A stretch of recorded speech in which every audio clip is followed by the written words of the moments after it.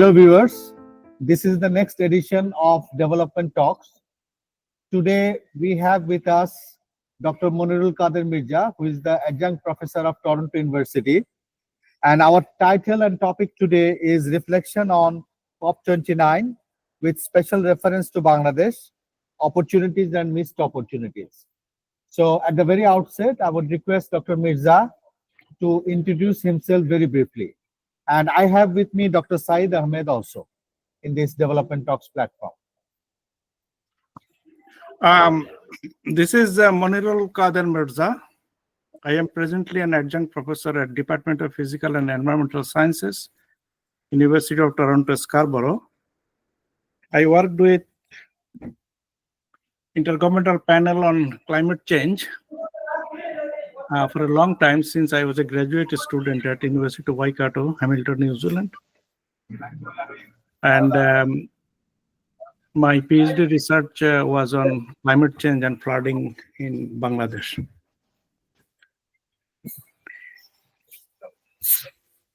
Okay, so thank you very much, Dr. Monirul Qader Mirza. So as I was mentioning, our specific question or request to you to reflect on the recently held COP-29. Basically, if you could enlighten us on the outcome of COP-29 with special reference to Bangladesh, and what are the opportunities and the missed opportunities in your view? No, thank you very much. And there are actually many contentious issues since the beginning of the COP started in 1995. And all through the years, these years, and we have been trying to resolve all these contentious issues. And most of the contentious issues are heavily related to the interest of the developing countries. And first one is, say, differentiated responsibilities. I would like to take you back to 1979, actually, because when the real process started in the first World Climate Conference in February 1979, organized by World Meteorological Organization. And after the conference, and they delivered a statement. In that particular statement, they identified greenhouse gases as the primary cause of global warming, and identified few socioeconomic sectors such as water resources, agriculture, forestry, that those will be heavily impacted. And especially, they urged at the time to the world leaders that the urgency of resolving these issues, the issue of climate change, and with especially reducing the greenhouse gas emissions. And now, if we take that as the beginning of climate change negotiations, or stepping into the climate change science, it took us actually 35 years to reach an agreement on climate change. That is what we call it is Paris Agreement. More than 1.5 generation. But during this time, the greenhouse gas emissions did not stop, because it was piling up and piling up and piling up. And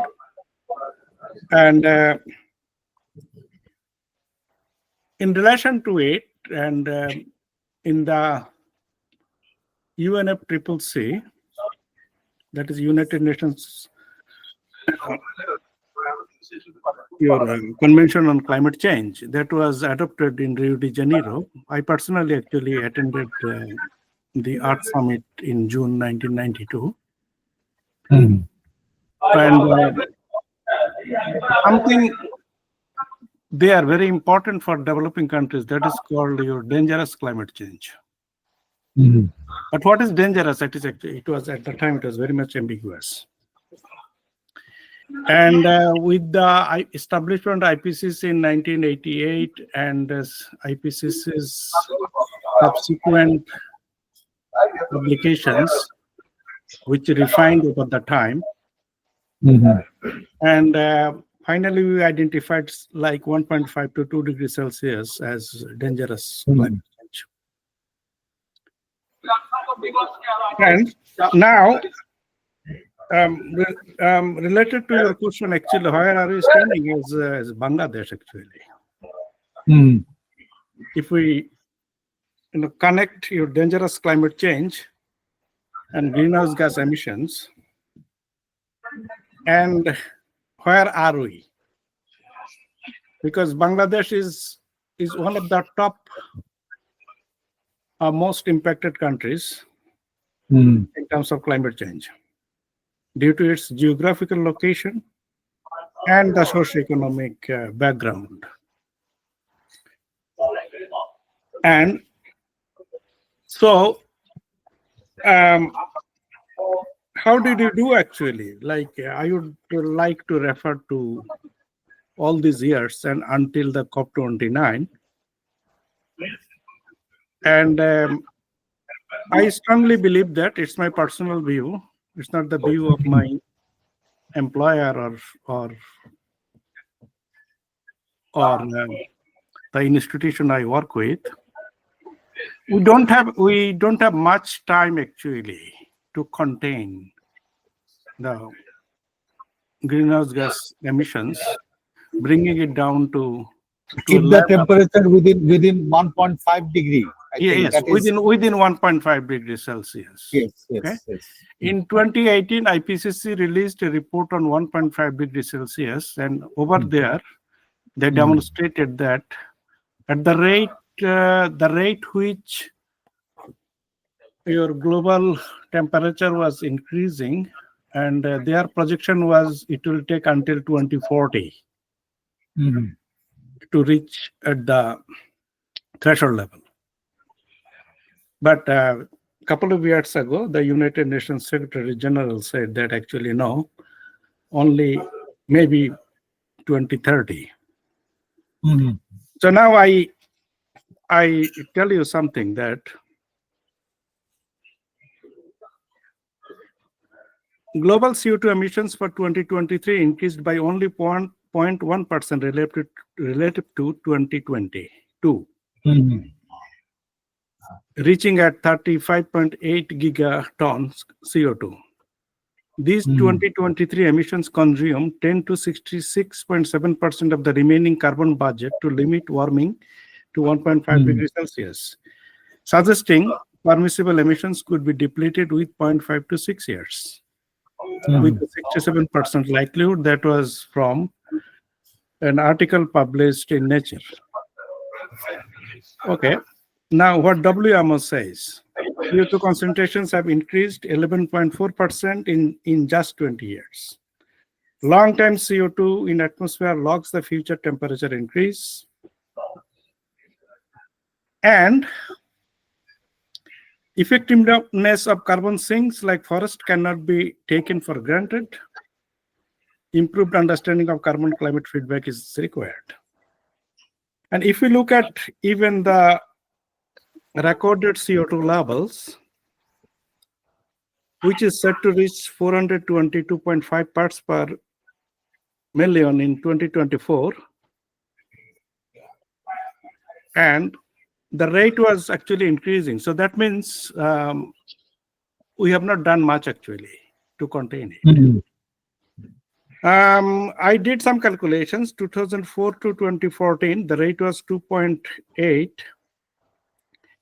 ppm per year, and 2015 to 2024, it was 2.38 ppm per year. So it is actually going up. So our window is closing actually. Mhm, We cannot, I would say that we have to do very significant effort mhm. from now and our deadline. Actually, Dr. Munir, to my knowledge, actually, Bangladesh actually formulated in 2009 the Bangladesh Climate Change Strategy and Action Plan. So there it was very clearly spelled out that adaptation is our priority, national priority, because we are in the receiving end of the problem. We are not contributing to the greenhouse gases. And mitigation measures would, of course, be there, as you were rightly mentioning. So my next question to you would be that in this COP-29, there has been lots of talks about the total requirement of funding.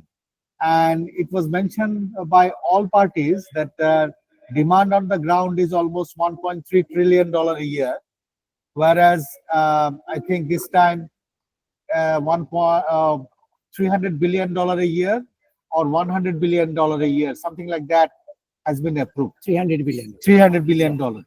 So what is actually the stake of Bangladesh, you think? Because that was not very clear from the delegation, Bangladesh delegation, and their reporting, because coastal embankments, coastal belt, whichever area will go underwater will require lots of adaptation measures. Yes. So nationally determined contributions is also another area which is very critical in the sea. So in that context, if I bring you back to Bangladesh context, I think you also have experience in Bangladesh. So what you think is the achievement of COP-29 in that sense, or rather the missed opportunity? Just linking with my previous figures, that the more it will warm up, actually, the more the risk will grow. Yeah. So say in 2000, you are very much right that Bangladesh's priority is adaptation. And if you look at the IPCC's fourth assessment report, it is clearly said that until 2030, for the developing countries, adaptation will be the priority. And then mitigation, because it has a lag effect, so mitigation then will take over.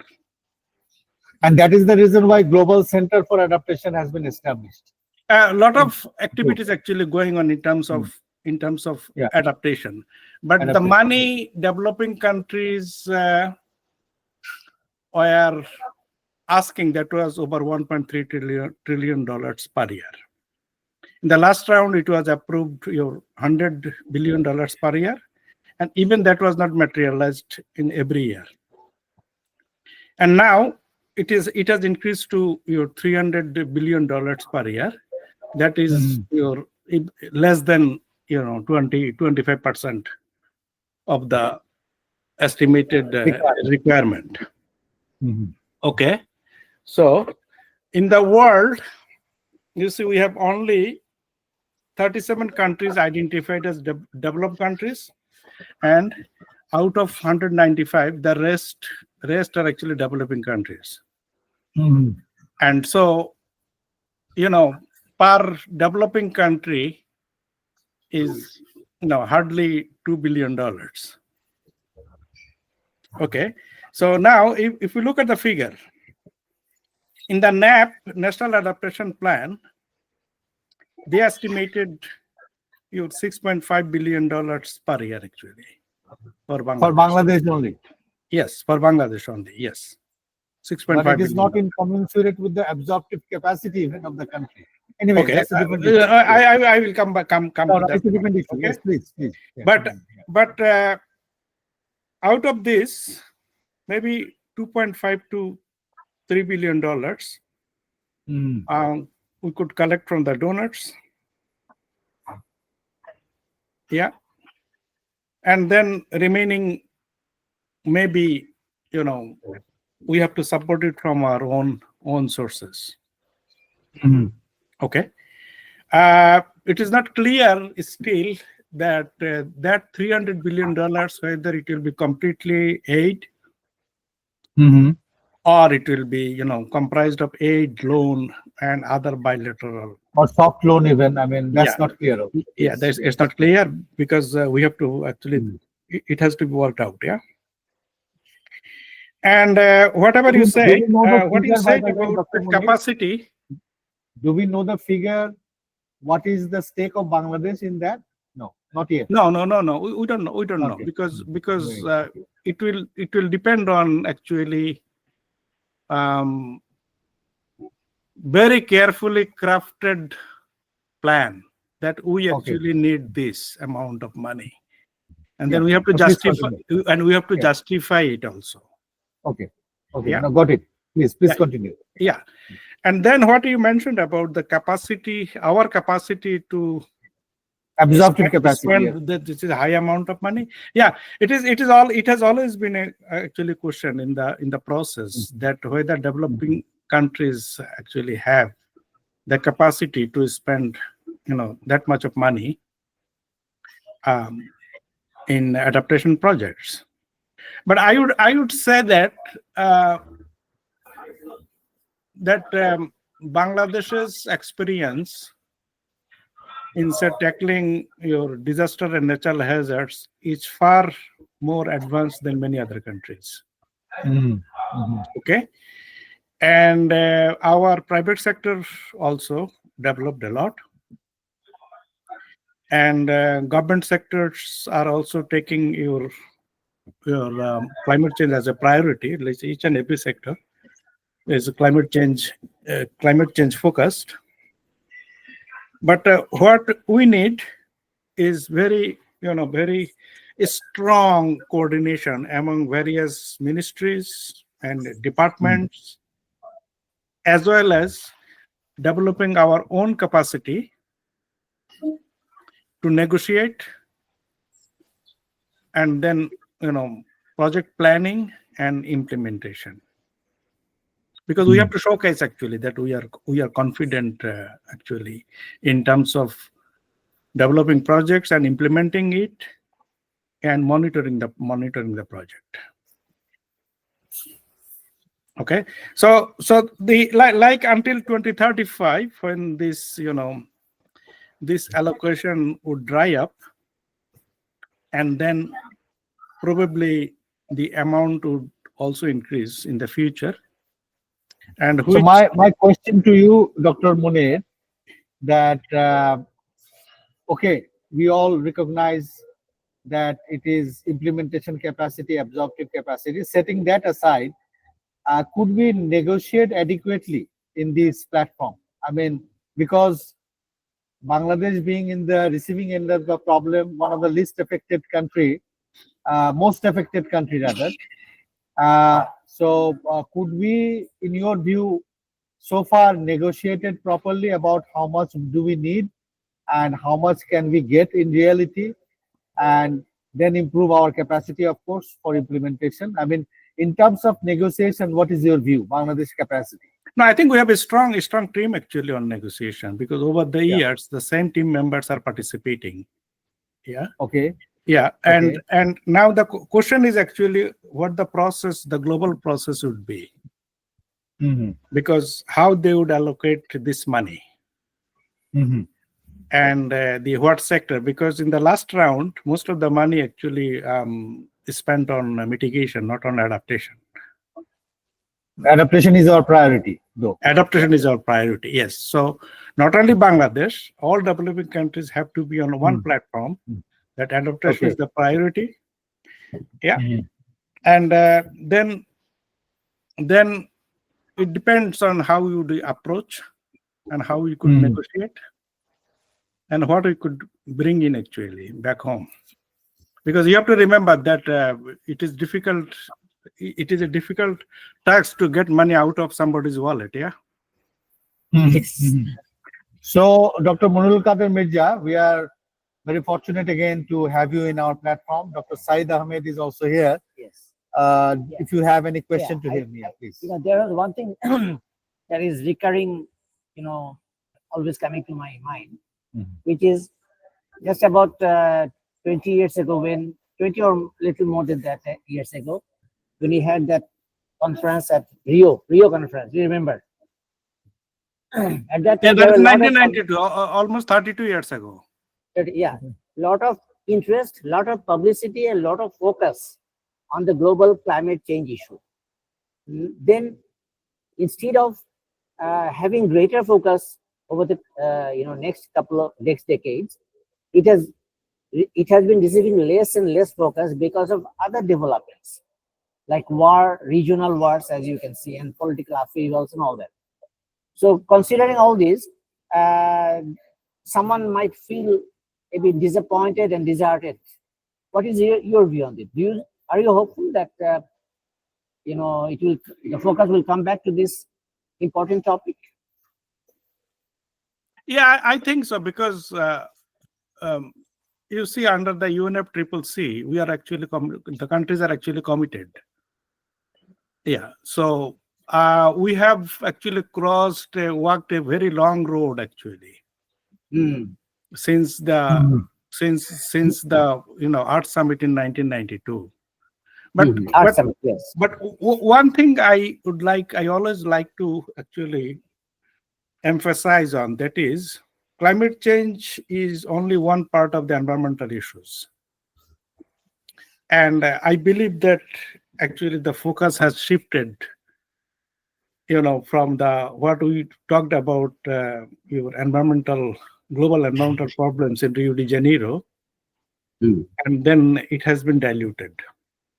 Yes, very much so. Yeah, so it has been diluted. And I would say Dr. that, you heard of, you all know actually of the Agenda 21. And I was involved in the process, and but nowadays you don't hear about it actually. No, you don't. No. Yes. It is for Agenda 21. The target was that developed countries would spend 0.7% of their GDP to implement Agenda 21. It was not materialized actually. Only few EU countries actually lived up to their commitments. So I see, for developing countries perspective, that not only focusing only on climate change actually would drift us from addressing the other environmental issues. So they have to be integrated together. Yeah, that's because of when we drift away, we're actually neglecting some other issues, but one day they will actually come back in a bigger way. Of course. Yeah. So again, Dr. Monirul Qader Mirza, thanks again to join us in our Development Talks platform. So finally, in your concluding words, if you say a few words on, in summary, in nutshell, the opportunities that we had in COP-29 for Bangladesh, and few points of missed opportunities, if any. If not, then we look forward to see exactly how much stake we have and how it is being implemented. I think it's now the implementation issue that's more crucial than only funding. Yeah, I think be positive actually, because every crisis actually creates some opportunities. Yeah. So the climate crisis has also created some opportunities, and in terms of, say, capacity building and preparing plans and implementation and monitoring. And because you mentioned about our Bangladesh climate change plan, that is the 2009 action plan in 2009. Yeah, so it was a very positive step taken at the time. And so yes, we have opportunities and we have also problems, but we have to address them very carefully. Yes. True. Yeah. So again, as I said, that we need to have a greater cooperation among the ministries and sectors and also development partners. Yes. So and we also need to be very careful about any duplication of work. Absolutely. And lastly, I would say that we should not take any development project that would aiming at climate resiliency, that would create maladaptation. Absolutely. Absolutely. Yeah, because we have plenty of experience, and you worked for a long time for Asian Development Bank, and especially in the water sector, and so that you know that at times it could No, create actually fully agreed. maladaptation. Fully agreed, Dr. Monirul Qader Mirza. So again, we from our Development Talks platform extend our heartiest thanks and gratitude to you for coming to our platform, and we look forward to receiving you again, maybe in future. Stay well. So we conclude our today's edition here. Thank you very much. Okay, thank you. Goodbye. Thank you so much.